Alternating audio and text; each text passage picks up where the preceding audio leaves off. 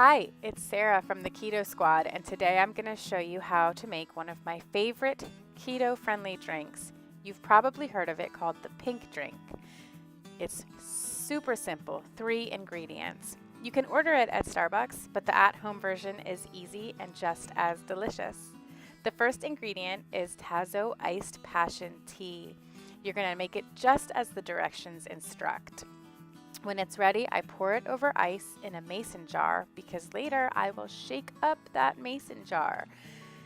The next ingredient is Torani sugar-free vanilla syrup. I use about half of a tablespoon, but you can adjust based on your taste preferences. The third and final ingredient is heavy whipping cream. I like organic. I add a splash. I eyeball it. Again, go to your taste preferences. A moment of silence for how pretty this drink is, because I'm about to ruin it. This is where the shaking comes in. I shake it, it's not quite mixed here, but I continue to go until it's this pretty solid pink color, kind of like a pink starburst. Next, just add a straw, if straws are your thing, or you can skip straight to the next and final step, where you get to enjoy the shit out of this delicious keto-friendly drink. Thanks for watching. See you later.